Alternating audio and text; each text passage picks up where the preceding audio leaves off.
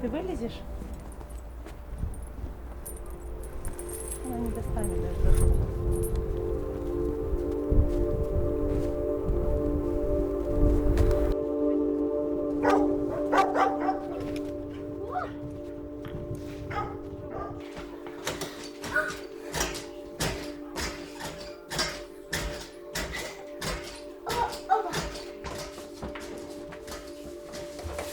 Алина, тебе Викуля, тебе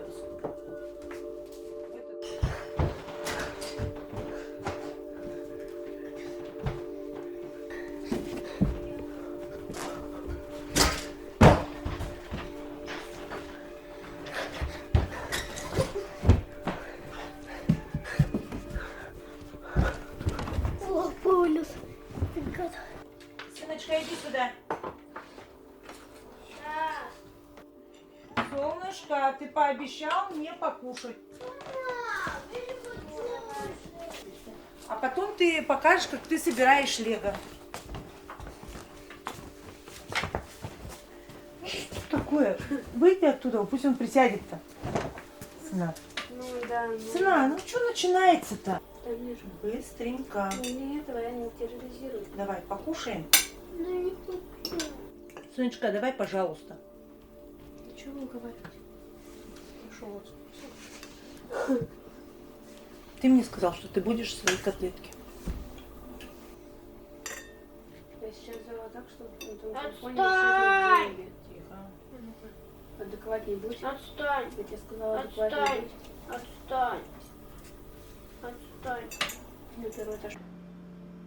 Я про муковисцидоз услышала в институте, конечно. Нас привели в палату и сказали: вот, коллеги, посмотрите, пациент с муковисцидозом, ему 16 лет. То есть считалось, что это пациент, просто пациент-долгожитель. Муковисцидоз считался исключительно педиатрической проблемой. И сложность в том, что в России до сих пор так считается, что, в общем, муковисцидоз – это проблема педиатров. Муковисцидоз связан с поломкой в гене, который ответственный за работу хлорного канала. А хлорный канал расположен в слизистых или в эпителии дыхательного тракта, желудочно-кишечного тракта. И вот этот хлорный канал не работает.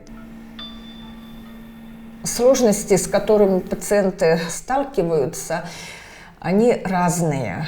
Мы с вами встали, умылись, почистили зубы, а у них вот такая же процедура, как почистить зубы, без которой невозможно дальше двигаться, продолжать рабочий день. Это ингаляционная терапия, может занимать минут 30-40 и час, а у кого-то на это уходит ежедневно 2-3 часа.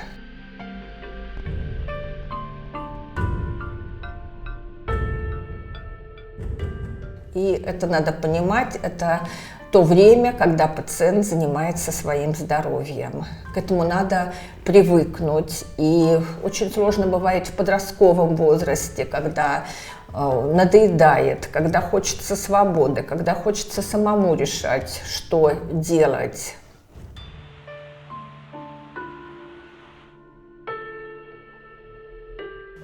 А тебе сколько лет?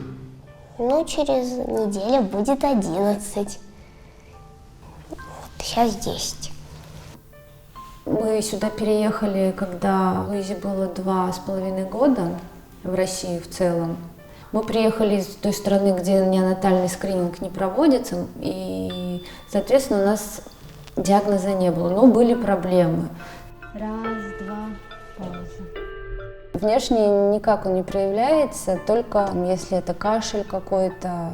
У нас кашля нет, она ничем не проявляется. Поэтому мы об этом смысл говорить всем. Ну да, если они перекусывают вместе с девочками, там где-то в раздевалке, она какие-то таблетки пьет. А почему? Она объясняет, мне нужно, чтобы пища усвоилась, и все, больше вопросов не было.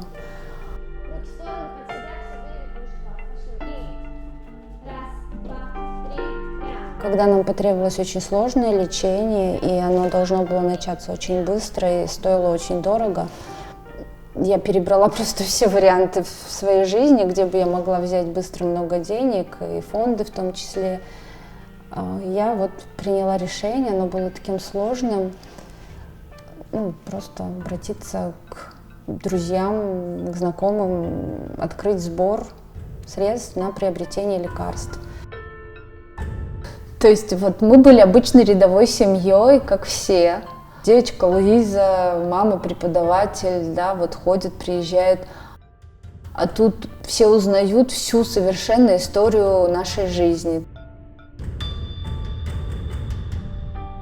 С 7 утра мне звонят, что случилось с Луизой, какая нужна помощь, а как так вы заболели. А когда стали читать, что это муковисцидоз, он в принципе-то с рождения им не заболели, и откликнулись все. А вы с мамой ссоритесь, ругаетесь? Ну да, бывает. По поводу чего? Если я что-нибудь забуду выпить. Когда я где-то таблеточные заначки могу найти. Но это уже было давно. Ну да, она больше так не делает, на самом деле.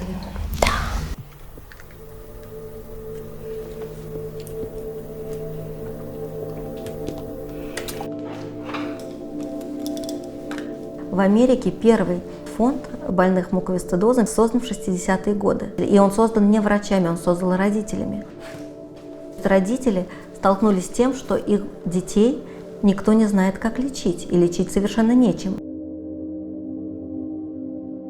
30 лет назад моему сыну поставили этот диагноз. В то время это вообще было совершенно неизвестное заболевание. Представьте себе, это был 90-й год. Но это был ужас, у нас ничего не было, у нас началась перестройка. Вместе с перестройкой как-то все рухнуло. Вы знаете, вообще муковисцидоз описан, если так говорить, не так давно. Это буквально 36-39 год 20 века. Я расскажу о разных категориях пациентов, но все-таки основная масса их настроена позитивно. В этом желании жить они, может быть, больше ценят жизнь, чем мы, обычные люди, потому что они понимают это, и они радуются больше каждому дню, чем мы.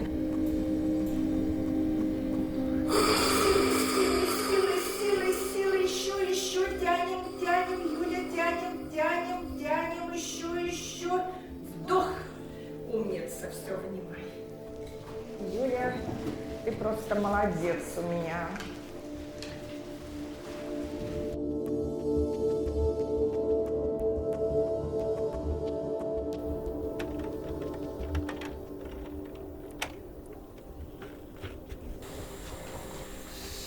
Узнали мы уже при рождении самого младшего, Дамиры. Было взятие крови из пяточки на 5 часто выявляющихся мутаций. Отовсюду пришли подтверждения нашего диагноза. И когда нас вызвали всех, всю семью уже на сдачу ДНК крови, мы сдали, и у Вики тоже подтвердилось. Я была очень шокирована, и когда я спросила, как это лечится, что нам для этого надо, мне генетик сказал: ну что вы переживаете? Во-первых, никак не лечится, дети просто умирают. Вам просто к этому надо быть готовы. При выходе я ей сказала: если никто до сих пор не вылечился, мы, значит, будем первыми. Спасибо за то, что мне послал все-таки Бог вот 7-го ребенка. Пусть даже ему вот дано это заболевание, но мы при помощи него все-таки узнали диагноз Виктории, который даст ей дополнительные годы жизни. Я тебе еще по руке ударю. Если ты ее не расслабишь. Она расслабленная. Она не расслабленная. Я мастером не видела.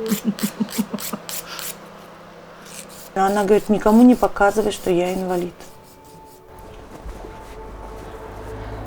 В школе раз-два могут обозвать. Вот она болеет, я с ней дружить не буду, мало ли это как-то заразительно. Мы же говорим все, что не попадя. А дети, тем более, они об этом не задумываются. И вот насколько злые дети у нас.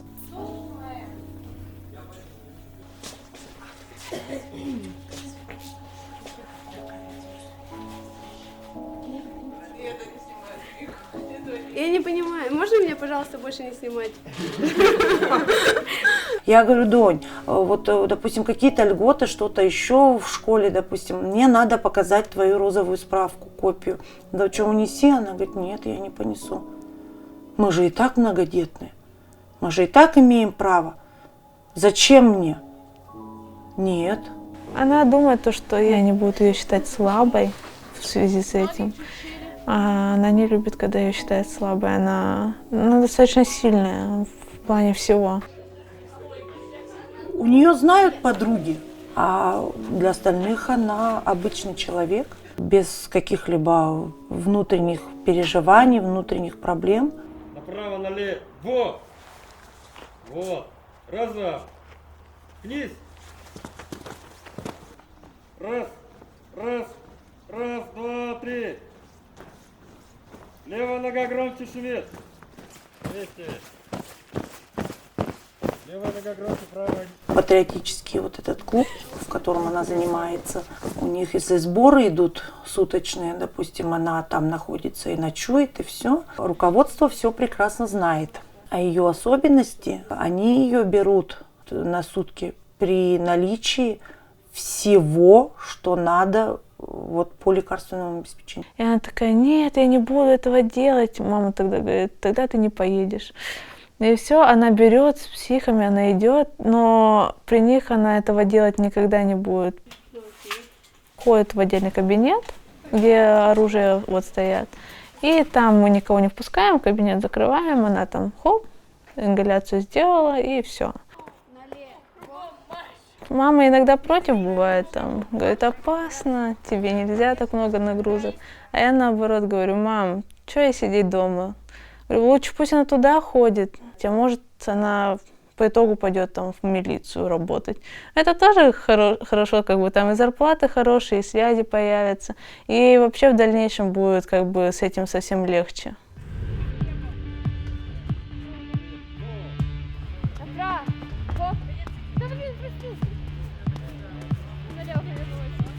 Мама в силу того, что они все равно болеют, она мягче пытается с ними быть. Чего не скажешь обо мне.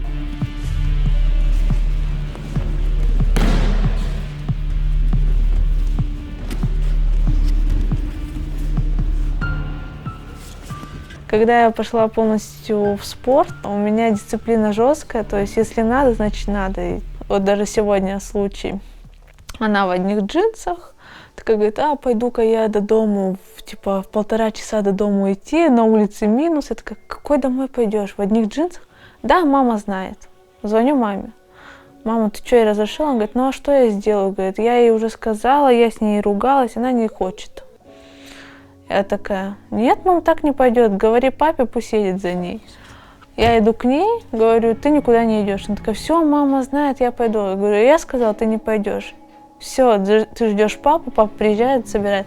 Да, она с психами, там в сумку что-то хватает, что-то ходит, психует, но она дождалась папу, и папа ее забрал.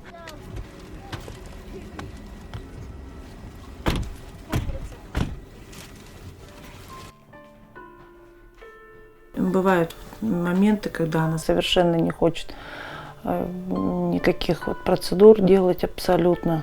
Она может плакать. Зачем тогда так жить? Она, допустим, втихушку могла убрать какой-то фермент, не принимать. И это уже было в сознательном возрасте, считай. Это было уже 14 лет ей. И она попала опять же в реанимацию. Потом она вот созналась, что она не принимала препарат, она его просто-напросто выкидывала.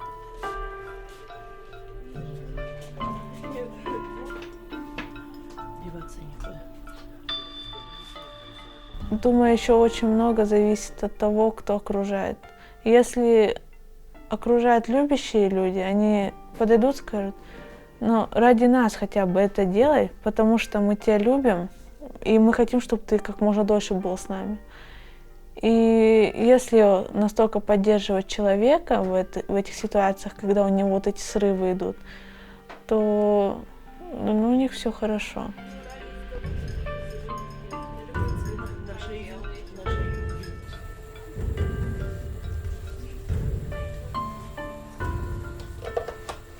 Без телефона хорошо дышим. Я не вижу без телефона дышать. Садись. Как ты садишься?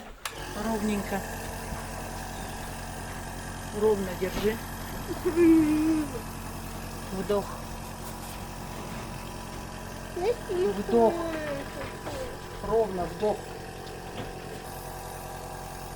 На, я с тобой разговаривала? Ровно сядь. Ну? Да куда еще раз я не Так, ты опять со мной начинаешь спорить? Сыночка, надо. Сам знаешь.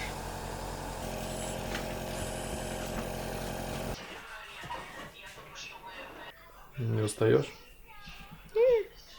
Я уже привык, много когда делаю. И если год не дышать не другим, не одному, ну, что типа, ну, будет специального душа, ну, короче, всякое. А вот мы дышим, и это нам помогает.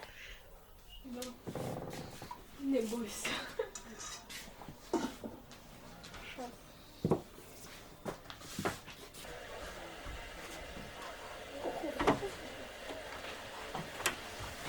Дамир! Чё?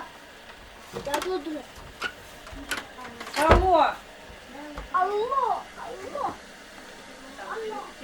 Я как бы на работе ребятам своим советую, они вот интересуются, что, говорит, за болезнь, что за болезнь. Я говорю, ну как я вам могу это объяснить? Я говорю, есть фильм, говорю, посмотрите его, просто он, ну и в YouTube его везде найти же можно, по идее. Да, сейчас, да. Ну, раньше он только по большому экрану шел, а сейчас уже в YouTube найти, наверное, можно его, да? Спокойно, он сына сам пересматривает его. Ну, я думаю, что если бы нас бы это не коснулось, мы бы, наверное, тоже бы не знали бы этого. Ну, даже бы как бы и не интересовались. Это, наверное, да, как говорится, спасение утопающих, рук утопающих. Но все равно, как бы, это, если самому с этой болезнью бороться, это невозможно. Тут нужна поддержка все равно, как бы, государства, медицины. Мы-то, в принципе, надеемся на то, что все-таки медицина семимильными шагами шагает вперед. Может, что-то и получится, что-то. Ну, детишки подольше поживут.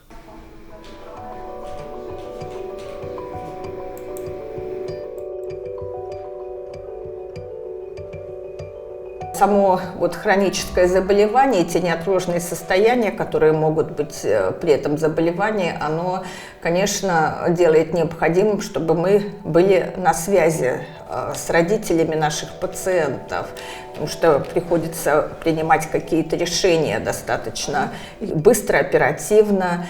И иногда, конечно, бывает и злоупотребление с их стороны. В час ночи приходит тебе смс-ка, ты просыпаешься, а там написано: Елена Ивановна, посмотрите наши какашки. И это уже становится и смешно, и обидно, потому что ты проснулся, и как-то это странно даже.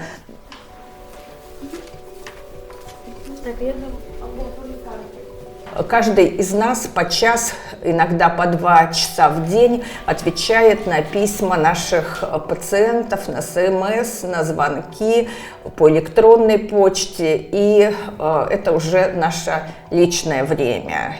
У меня даже и у моих коллег иногда у нас не бывает времени даже на сон. У меня вся семья возмущается после того, как я могу в течение какого-то времени, несколько дней спать по 4 часа, а возраст уже пенсионный, конечно, семья возмущается. И не все выдерживают этот темп, вот такой ритм жизни, он действительно, такой необычный.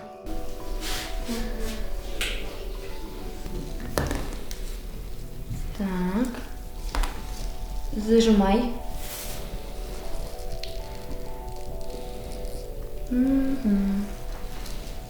Так, Все.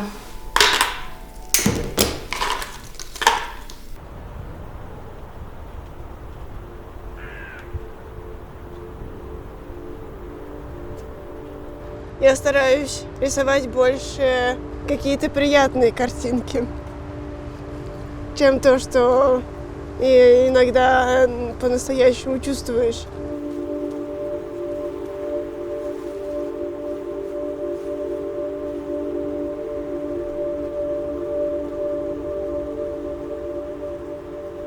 В выписке у меня стоит, что при ухудшении состояния будет решаться вопрос о пересадке легких.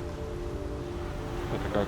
Ну, то есть ты встаешь в лист ожидания и ждешь донора, и тебе пересаживают легкие.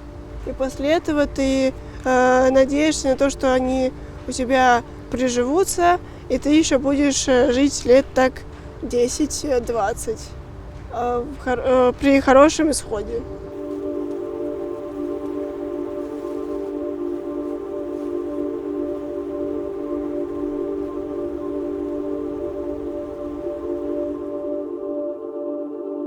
А что такое дышать? Может быть, это когда вся природа дышит, и ты дышишь вместе с ней?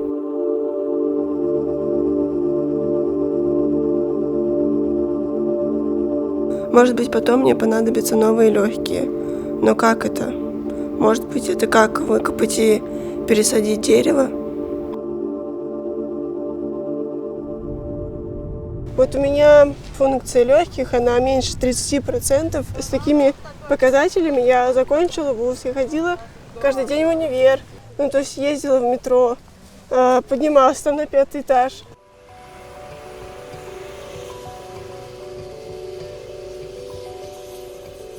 Мой факультет.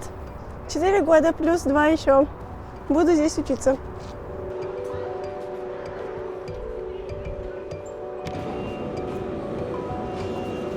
Понятное дело, что у всех это индивидуально. Не нужно, наверное, зацикливаться на этих цифрах, а нужно именно ощущать, как ты себя чувствуешь. Как ты там, я не знаю, каждый день можешь что-то делать. Одна из черт, которые для пациентов с редкими заболеваниями характерна, это стигма, так называемая, или изолированность. В маршрутке, в метро от тебя отсаживаются, когда ты начинаешь кашлять. Или, например, там в поезде тоже там говорят, что вы тут больные едете, заразите там моего ребенка. И таким образом получается вот из-за недопонимания такая некая изоляция. Сторонятся, и здесь, конечно, вот некоторые есть проблемы.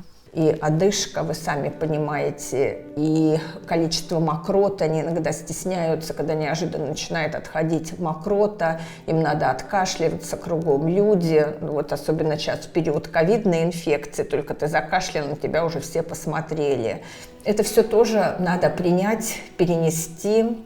Когда у нас не было вот этого разделения, никто не знал, что мы можем друг от друга заразиться, но как бы мы все лежали там в одной больнице, в одном отделении, в одной палате, то есть дружили друг с другом.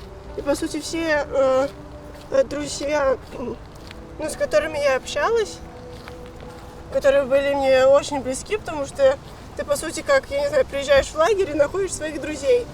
Ну то есть их уже всех нет. Ну, то есть, ну, не всех, а большинство уходили, я не знаю, хоть и в 10 лет умирали, и в 18, и в 20. И ты вот это все видишь и понимаешь, что как бы у тебя не очень хорошие прогнозы. И это такой вопрос очень тяжелый, потому что фильм будет показан, и в очередной раз наши пациенты будут слышать эти цифры. В нашей стране сейчас 25% взрослых и 75% детей с муковисцидозом. А в европейских странах взрослых они больше 50%. В ряде стран больше 60%. Конечно, этот вопрос, он непростой. Пациенты же это понимают. Они же смотрят тоже, когда они становятся взрослыми, сколько живут. Они видят эти регистры. Но мне кажется, этот фильм, он должен быть все-таки о надежде. Та организация, которая сейчас есть, она уже дает большую надежду.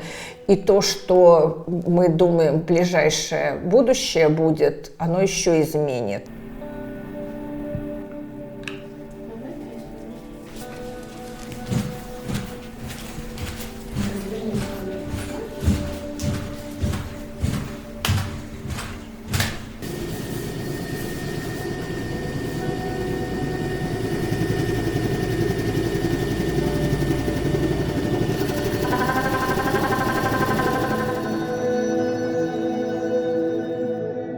Там в 16 лет думаешь, что это так романтично, что ты там, не знаю, серьезным смертельным заболеванием умрешь, и там потом о тебе будут так вспоминать.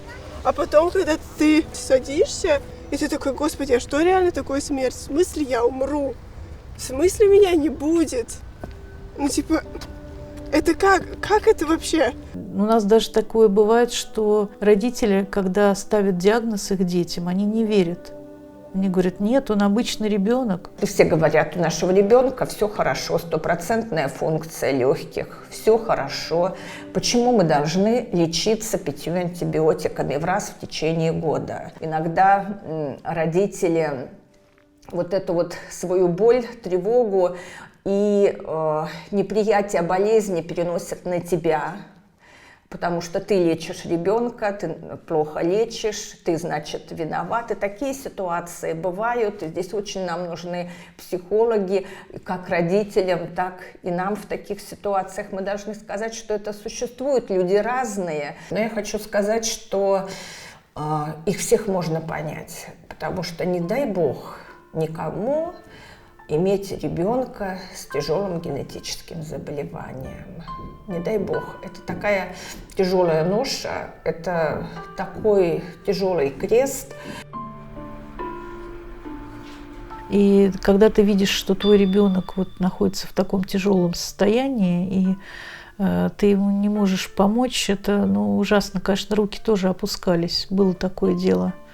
Но что здесь помогало? Ну, наши дети помогали. Мы же не можем их бросить вот на произвол судьбы. И, ну, мы не могли с мужем. Мы вот всегда боролись. Всегда. Это очень энергичное, очень информированное сообщество больные муковисцидозом. Сами пациенты – это много читающие, много знающие, и хорошо разбирающиеся в своей болезни люди. Ну и родители очень часто действительно всерьез разбираются в особенностях муковисцидоза, в подходах к лечению. И вместе они создают сообщество, которое действительно требует часто от своих каких-то местных властей, чтобы была какая-то реакция и чтобы лечение было организовано.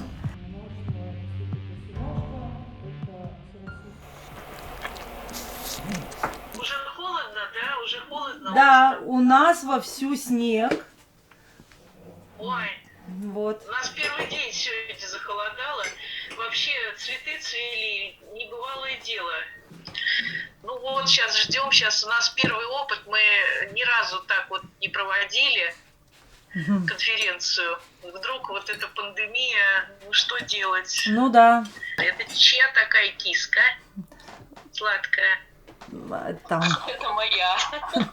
Пушок. Да, ой, классный Пушок, классный. Привет, Пушок. Ой, у нас и дома мопс, и кот, и во дворе вон Александр видел. Московская сторожевая у нас всех приветствует. Ой, классно. Ага, Да. там спрятана подальше кавказская овчарка, так что наши дети все в животных.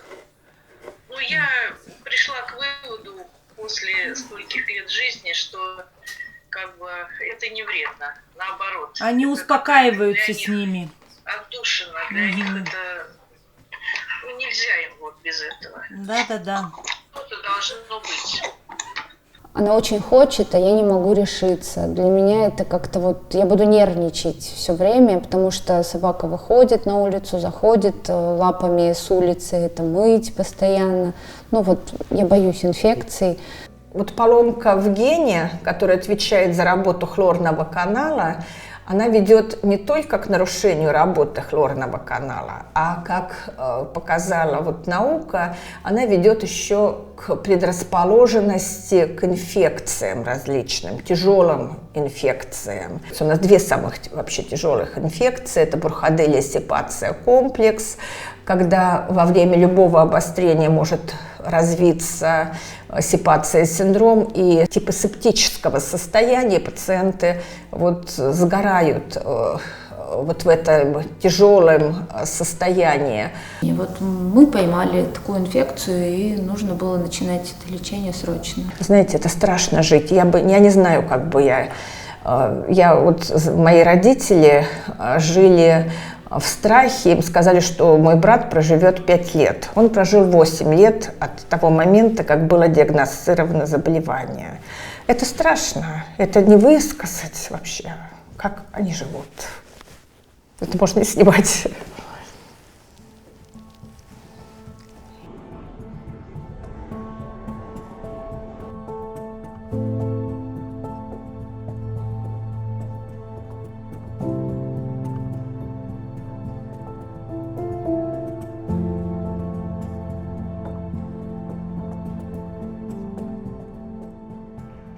В прошлом году, в мае, мы лежали 21 день в стационаре, капались буквально, ну это такое время, как раз закрытие сезона соревнований.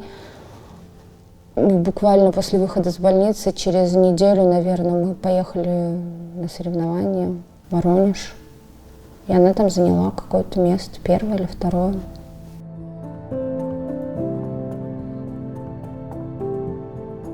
Я поражаюсь вот этой девочке, ее маме, как вот и у меня есть другие семьи, которые я поражаюсь, где мы выдержали все это лечение все вместе.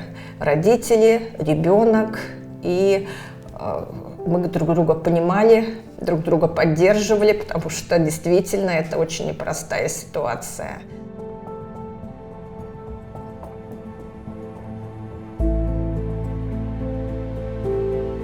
Вот еще месяц назад она это все делала, а сейчас она не может, и она это понимает и чувствует.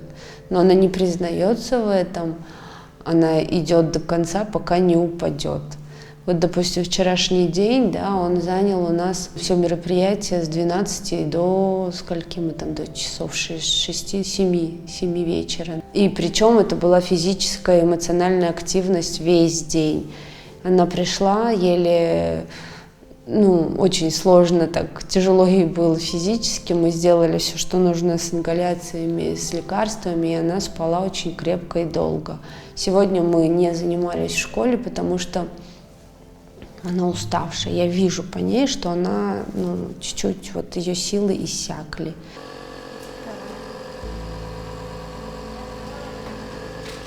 Сейчас после выпьешь.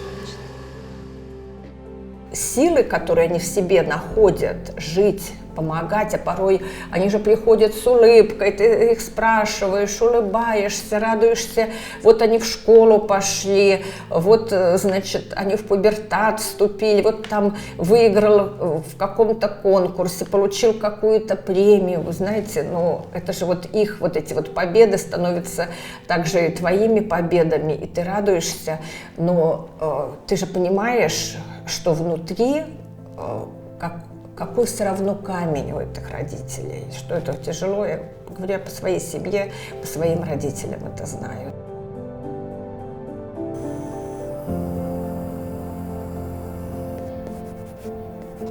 Я замечаю, как природа меняется, как меняется листва на деревьях. Вот еще 1 год прошел, и еще одна весна прошла. Другие, может быть, и не замечают, как время быстро летит.